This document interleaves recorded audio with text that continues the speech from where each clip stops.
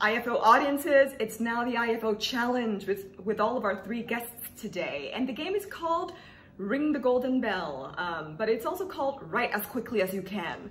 So each one of our guests actually has a piece of board or paper in which they're going to write the answers to some of these questions. And they only have about 10 to 15 seconds to write some of these answers down. So let's see who's the fastest writer, and the most accurate writer, and the most enthusiastic writer. So let's get started with the first question. Guests, are you ready? All right, so let's start with the first question. The name Canberra was derived from an Aboriginal name which is then translated to what? You have 10 seconds. Canberra. We have Dr. Vang, the fastest, and then followed by Dr. Bing, and then followed by Carter.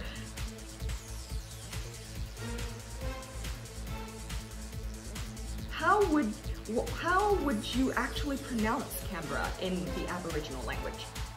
Canberra. Canberra. Canberra.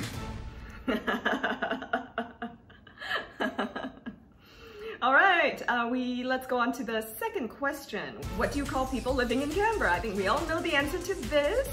Canberran.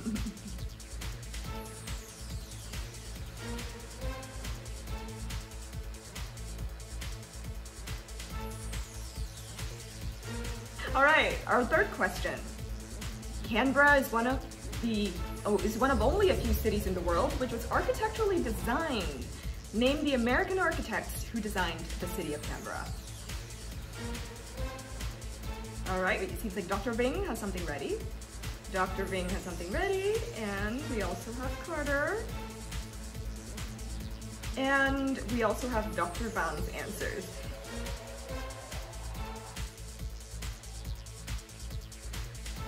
So it's great that we go on to the fourth question, where we talk about Canberra today. Yeah, what kind of industries is Canberra home to? I have a feeling this is not something that people would often associate with a very quiet city. I would say it's very high tech. Yep, Dr. Bing has a couple of answers. And then we have Carter. Yeah, and then time's up. So yes, can we elaborate? Yes, now Dr. Vang has some answers.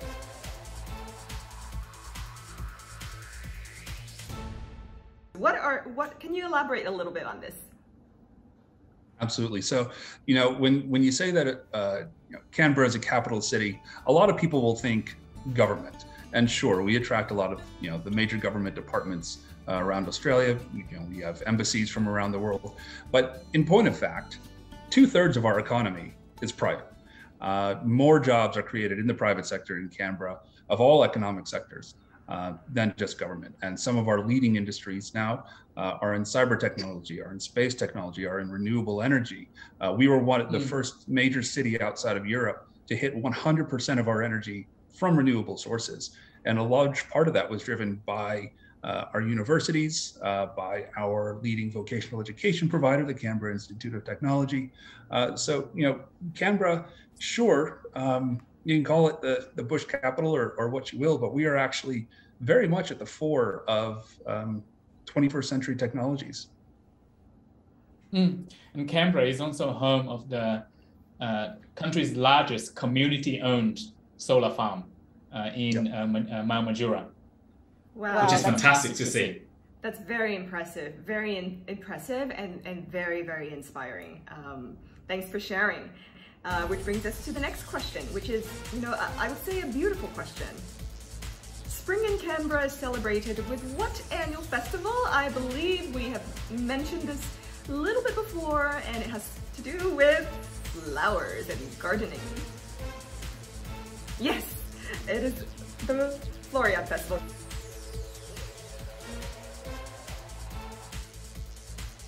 And we go on to the next question. And what is Australia's #1 ranked university, which is in Canberra? I think we all know the answer to this question. Too easy. I knew.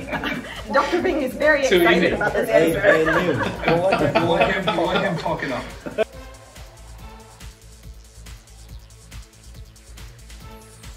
Our last question, and a really important one.